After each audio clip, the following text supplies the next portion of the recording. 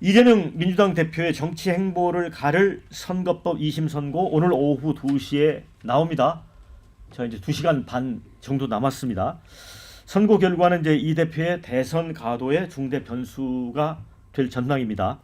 무죄냐, 피선거권이 박탈되지 않는 100만 원 미만의 벌금형이냐, 벌금 100만 원 이상의 피선거권 박탈형, 대략 세 가지 가능성이 있습니다. 자, 그런데 이 첫 번째 시나리오, 이 민주당 주장대로 이제 무죄를 선고받는다면 이제 사법 리스크 해소가 되죠. 대권 주자로서 아마 날개를 달고 발에는 그 발동기도 다를 것 같습니다. 자, 그런데 두 번째, 피선거권을 지킬 수 있는 100만 원 미만의 벌금형 받는 것도 이 대표에게서는 나쁘지 않은 그런 시나리오입니다. 자, 반면 이제 세 번째, 1심처럼 벌금 100만 원 이상의 피선거권 박탈형 받게 될 경우 대법원 확정 판결이 대선 이전에 내려질지가 이제 최대 변수가 될 전망입니다. 자, 이 경우 윤 대통령 탄핵 심판 선고가 미뤄지는 건 이 대표 입장에서는 최악의 상황이 될 수도 있습니다. 자, 그런데 아까 장윤성 기자도 말씀해 주셨지만 지금 현재 움직임을 보면 이제 6월 16일을 넘겨서 이제 최종 판단이 나올 수 있고 그래서 여러 가지 이제 변수는 많습니다. 근데 제가 오늘 또 어디 여러 가지 좀 찾아보니까요, 오히려 그 완전 무죄를 받는 것보다 100만 원 미만을 받는 게 더 안전하고 나은 거다라는 분석이 있더라고요. 왜 그러죠? 민주당 안에 그런 분석이 예, 있습니다. 왜 왜냐하면 그렇습니까? 대법원이 형량에 대해서는 판단하지 않기 때문에 이재명 대표 입장에서는 거짓말 논란은 있지만 한 80만 원 정도 받는 네네. 게 가장 안전하다라는 얘기도 있기는 합니다. 예. 근데 그거는 제가 보기에는 정치권 안에서는 뭐 이러저런 얘기를 할 수는 있는데 이재명 대표 본인을 생각한다면 이제 무죄를 받는 것이 가장 확실한 길이고 1심에서 예상컨대 많은 기자들이 그리고 법률가들이 선거법 사건은 너무 황당해서 1심 무죄 가능성이 높다 이런 전망을 했었어요. 그런데 다 틀렸죠. 다 네. 틀리고 1심에서 징역형이 네. 이제 그 나와서 다들 깜짝 놀랐고 지금 상황에서 놓고 보면은 이제 백현동 문제와 관련해서 국회 그 국토위 나와서 했던 발언인데 이걸 국토부의 협박이냐 압박이냐 20차례 공문 보내고 대통령실에서 압박하는 게 이걸 협박으로 볼 수 있냐 없냐 그리고 김문기를 알았냐 몰랐냐 이거는 이제 1심에서 무죄가 나긴 했습니다만 골프 친 사실 그 다음에 그 사진을 공개한 뭐 트리밍된 예. 사진 뭐 이제 그 이슈와 관련해서 법원이 어떤 결정을 내릴지 저는 예단은 하지 않겠습니다. 왜냐하면 예단해도 법원은 알 수가 없어요. 그 판사님의 주심 판사의 머릿속에 들어가지 않는 한 예. 그거를 알 수 없는데 그래서 뭐 이러저러한 예측을 하는 게 저는 좀 무의미하다라는 생각은 좀 들고요. 이제 중요한 것은 어떤 결정, 그러니까 뭐 무죄가 나오면 그날로부터 이제 여러 가지 이제 소위 얘기하는 사법 리스크가 상당히 해소되는 거기 때문에 그거는 별로 논평할 이유가 없고 반대의 경우에 유죄가 나올 가능성. 어제 김민석 최고가 올린 것처럼 일종의 이제 사법살인 예. 뭐 이런 것들이 나온다고 했을 때 그때는 이제 민주당 내부가 상당히 흉흉해질 수가 있고 더 큰 문제는 앞서 앵커께서 말씀하신 대로 대법원 판결인데 지금 633 원칙을 예. 얘기하고 있지 않습니까? 1심은 6개월, 항소심은 2개월, 그다음에 대법원은 석 달 이렇게 하는데 그거를 땡겨서 예. 결정을 좀 하라라는 이제 국민의힘 요구가 분명히 나올 것이고 통상 항소심에서 대법원 가는데 78일인가 걸렸다는 거예요. 그러면 이제 2달하고 열 며칠 되는 건데 그러면 공교롭게도 대통령 선거 캠페인 와중에 예. 이제 출마가 불가능한 상태가 벌어질 수 그럴 수도 있다. 그랬을 때 이를테면 지난번 세종시에서 있었던 김종민 의원의 사례처럼 원사이드하게 상대방 후보가 없어지게 되니까 원사이드하게 이제 대통령 선거에서 당선되는 상황까지도 국민의힘은 그리고 있는 걸로 보여요. 취재해 보면.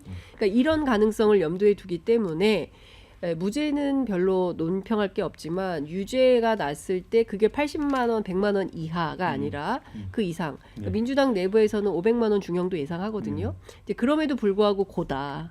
뭐 중단은 없다라는 게 이제 민주당 핵심 전략가들의 판단이에요. 이제 그랬을 때 국민의힘이 이제 희망하는 것처럼 중간에 대법원 판결이 나와서 후보직을 사퇴할 수밖에 없는 상황이 되고 원사이드하게 국민의힘 후보가 선거에 완주를 해서 대통령에 당선되는 이런 사태가 되면 윤석열 내란 수계도 결국에는 사면의 길로 가는 것이고 그 밖에 다른 내란 종범들도 전부 사면 복권해주는 이런 상황이 되는 거 아니겠습니까? 그러니까 지금 상황에서는 이재명 대표 개인의 항소심 요것만 가지고 볼 문제는 다 연결돼 있다고 좀 그렇습니다. 그 네. 이후의 정치의 과제가 훨씬 더 큰 이슈다 이렇게 네. 생각합니다. 댓글에 정동영도 70만 원 받았는데 이재명도 100만 원 미만으로 나오지 않겠나? 이런 의견 주셨고요. 1심이 징역형 집행유예였는데 2심도 똑같이 나올 거다. 이렇게 두 분의 의견을 주셨는데 이준호 대변인은 어떻게 예측을 하십니까? 1심에서 징역형 1년의 집행유예 나왔지 않습니까? 그게 벌금형으로 떨어진 사례는 저는 없는 걸로 알고 있습니다. 그렇게 된다 그러면 이제 모든 이제 예를 들면 이제 관련된 이제 사람들이 앞으로 이제 본인 죄를 짓게 되면 징역형도 벌금으로 바꾸는 것에 대해서 왜 나는 이재명 대표 좀 안 해줘라고 할 경우 사법부의 신뢰가 어떻게 되겠습니까? 그러니까 또 하나 이것만 이제 해결되는 문제가 아니라 그 다음 또 남아 있는 게 위증교사 문제도 있지 않습니까? 위증교사 1심에서는 무죄가 나왔지만 2심에서는 유죄로 제자리로 돌아갈 거라는 가능성이 많습니다. 이런 상황인 거고 그리고 만약에 이제 저는 오늘 아마 유죄가 나올 거라 보는데 유죄 나오면은 지금 민주당에서 크게 세 가지 문제가 있을 것 같아요. 첫 번째는 당사 문제가 있을 것 같습니다. 이게 무슨 말이냐면은 유죄가 확정되면 대법원에서 확정되지 않습니까? 그러면 대선 보조금 받은 거를 중앙선관위에 반납해야 됩니다. 그게 434억인데요. 지금 당사가 380억이에요. 당사를 팔아도. 모자란 돈이 한 8, 90억 되거든요. 그걸 마련하려고 하면 지금부터 당사 처분 문제를 아마 고민해야 될 겁니다. 물론 이제 이거를 벗어나기 위해서 당을 해체하고 새로운 당을 만들어서 이제 피하는 방법 이런 것도 고려해야겠죠. 그런 문제가 생길 것 같고요. 또 하나 친문 세력의 지각 변동. 그러니까 민주당 내에서 이재명 대표의 극일 체제가 무너지게 되면 아마 그 틈을 친문 세력들이 파고들 건데 특히 임종석 전 의원 같은 경우는 이렇지 않습니까? 이재명 대표를 이길 수 있는 사람을 나는 돕겠다. 지원을 하겠다라고 했단 말이에요. 그래서 과연 친문 세력을 누구 중심으로 해서 어떻게 움직일 것이냐. 특히 김경수 이제 전 도지사 같은 경우 지금 친문 세력의 구심점이 되고 있고요. 또 김동연 경기도지사도 친문 세력의 어떤 그 둥지가 되고 있는데 이분들 중심의 움직임도 좀 주의 깊게 봐야 된다. 그리고 마지막으로요. 조기 전당대가 아마 이루어지게 될 거예요. 왜냐하면 이재명 대표가 2심에서 유죄를 받았다 그러면 3심 가서 대부분 확정될 가능성이 높기 때문에 그런 리스크를 방치할 수는 없다. 해서 새로운 지도부를 구성해야 된다라는 얘기 나올 건데 지금 문제가 뭐냐면 이재명 대표가 굉장히 좀 각종 여론조사에서 항상 1위 한 건 뭐냐면요. 가장 거짓말 잘하는 것 같은 정치인하면요. 이재명 대표가 압도적으로 1위입니다. 2, 3, 4등 이분들의 답변보다 합한 것보다 더 많은 압도적 1위예요. 그리고 가장 이분 안 찍겠다 한 사람 비호감 그것도 1위입니다. 그리고 또 호남에서도 지지도가 전 문재인 대통령만큼 높지가 않아요. 이러다 보니까 전당대회를 치르게 되면 아마도 빨리 현재 1극 체제가 재편되고 무너질 것이다. 그렇게 봅니다. 네. 자, 여러분이 법원이 이제 오늘 별도 설명문 보도 자료를 안 낸다고 한다. 중립성 지키려는 의지라고 본다. 이런 글을 올려주셨습니다. 또 대법원 판결 아니니까 뭐가 나오든 이 대표 대통령 출마 전혀 문제없다. 이런 의견도 주셨어요. 김juk 대변인. 뭐 저는 지금 좀 전에 그 댓글에서 주셨던 말씀 공감하는 부분이 있습니다. 오늘 이제 보통 항소심 재판부가 결정문을 읽고 나면 보통 보도 자료를 낸다고 합니다. 그런데 이번에 헌법재판소도 보도 자료를 내지 않았습니까? 그게 해설서 같은 거죠. 근데 그걸 내지 않는 이유는 이렇게 정치적으로 민감한 사안에 대해서 중립적인 부분을 좀 지키고 가겠다라는 취지일 수도 있고 1심과 다른 결과 뭐 지금 오늘 어떻게 될지 모르겠습니다만 이재명 대표가 그 공직선거법 250조 1항에 대한 위헌 판결 심판 제청을 하지 않았습니까? 네네. 그 부분에 대해서 뭐 다른 분들은 지금 뭐 다 기각될 거다 그렇지만 혹시 누가 합니까? 또 인용 결정이 내려지면 네네. 오늘 다른 결정문은 나올 수가 없는 거예요. 왜냐하면 그 상태로 재판이 중단되는 것이기 때문에 그 결론이 나오기 전까지는 재판의 결과가 나오지 않을 수도 있습니다. 뭐 이런 것까지 염두에 두는 지금 이제 해석들이 있을 수 있고요. 그리고 저는 좀 전에 그 이준호 대변인께서 뭐 우리 당 민주당 내 사정에 대해서 많은 그 분석과 고민을 같이 해주셨는데 그 너무 저는 동의하기 좀 어렵다라는 부분도 들고 특히 이재명 대표와 관련해서는 두 가지 이유 때문에 흔들림이 없을 것이다라고 저는 예측을 합니다. 첫 번째가 사법적인 이유인데 그 부분은 좀 전에 말씀 주셨던 것처럼 이건 항소심 재판이에요. 따라서 대법원에서의 최종적인 판단이 나오기 전까지 이재명 대표의 피선거권 살아있다라는 말씀. 또 하나는 정치적인 부분입니다.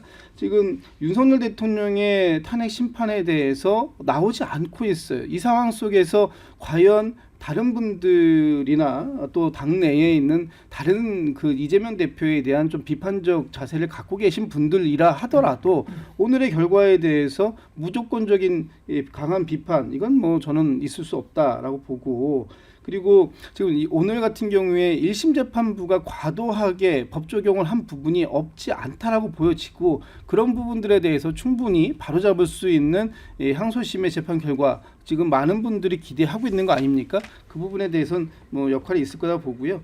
딱 한 말씀만 더 드리면 낙선자의 거짓말에 대해서 이렇게 강하게 비판을 한다면 당선자의 거짓말에 대해서는 더 큰 비판을 해야 되는 거 아니냐 이 말씀 전 꼭 드리고 싶습니다. 윤석열 대통령께서 이 허위 사실이 아닌 허위 사실 공포를 명백한 허위사실 공포 2개나 했어요. 첫 번째는 이 장모 최은순 씨가 오히려 사기당했다. 10원 한 장 피해 준 적 없다고 했지만 어떻습니까? 최은순 씨 잔고증명서 위조 혐의로 징역 1년 선고받고 복역하고 나왔습니다. 또 한 가지 도이치모터스 주가 조작에 대해서 김건희 여사 오히려 손실봤다 했지만 어떻습니까? 검찰 보고서에 보면 김건희 여사 10억 이상 이익을 받고 장모 최은순 씨와 합해서 23억 이익 받다라는 검찰 보고서 나왔잖아요. 그렇다면 이렇게 명백한 거짓말을 통해서 당선됐다면 언젠가 이 부분에 대한 책임 반드시 물어야 된다. 그렇게 주장합니다.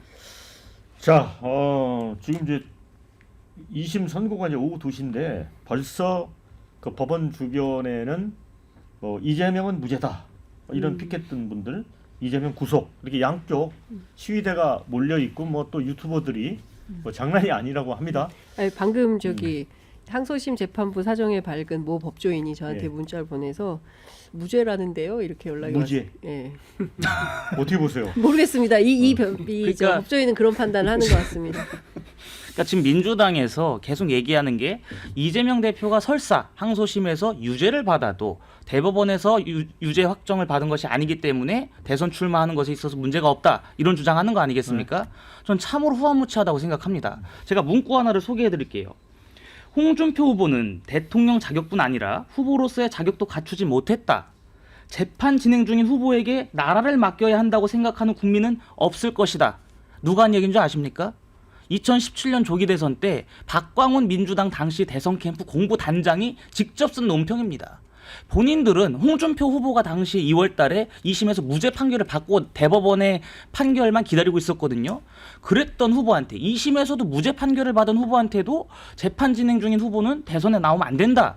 이러한 과한 비판을 하셨던 분들이 지금은 이재명 대표의 유죄 판결이 나도 대선 출마할 수 있다. 이렇게 이야기할 수 있습니까? 이거 얼마나 후한무치한 작태입니까? 게다가 지금 이재명 대표의 항소심 굉장히 늦어진 겁니다. 작년 11월 15일 날 1심 났잖아요. 그럼 원래대로 원칙대로 하면 634 원칙에 따르면 2월 15일 날 2심 났어야 돼요. 그런데 왜 이렇게 한 달 반가량 늦어졌습니까? 이재명 대표가 사법부 기만하면서 계속해서 서류 송달 거부하고 온갖 꼼수 부려서 재판 지연했기 때문에 한 달 반 이상 늦어진 거 아닙니까?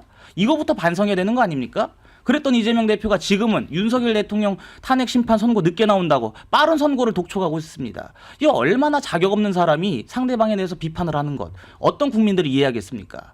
그리고 2심의 판결이 어떻게 날지는 제가 법조인이 아니기 때문에 섣부르게 예단하긴 힘들지만 저는 민주당도 2심에서 이재명 대표가 피선거권 박탈형을 받을 것이라는 걸 직감했다고 봅니다. 왜냐하면 민주당이 최근에 천막 당사 열지 않았습니까? 왜 멀쩡한 당선 앞두고 천막 당사 갑니까? 겉으로는 윤석열 대통령 파면을 빨리 해달라 이걸 촉구하는 거지만 민주당도 내심 준비를 하고 있는 겁니다. 당사를 매각하게 되면은 본인들이 갈 데가 없으니까 이 허허벌판에 나가서 풍천노숙을 할 수밖에 없겠구나라는 걸 직감을 했기 때문에 지금 천막 당사를 열고 당사가 없을 상황을 대비해서 예행 연습을 전 하고 있다고 봅니다. 그렇기 때문에 민주당 내부에서도 이재명 대표의 피선거권 박탈령을 다들 확신하고 있구나 그런 생각이 들었습니다. 그 홍준표 이제 대구시장 그 관련된 부분은 그때가 이제 자유한국당 예. 그 후보 시절이죠. 그러니까 성완종 그 건설회사 회장으로부터 이제 그 무슨 박스에다 이제 뭐 돈을 받았다 그래서 그 논란이 됐는데 대법원에서 이제 무죄가 네. 확정이 된 사건입니다. 자, 그런데 장 기자님 방금 전에 뭐 법조 기자한테 이제 무죄다 이렇게 문자 받았다고 했는데 이게 이제 재판부가 2심 재판부가 초기부터 이제 검찰 공소장 변경을 요청했잖아요. 뭐 어느 부분이 허위 발언이라고 하는가를 좀 적시해 달라 그런 논란이 있는데 이 부분도 짧게 얘기 들어볼까요? 두 분한테 1분씩만 기회 드릴게요. 그 공소장 변경과 관련해서 이게 뭐 핵심 쟁점이 될 거라는 전망은 그러니까 유리하게 간다. 요구했다는 점에서. 예. 그러니까 이거 법원이. 자체가 예.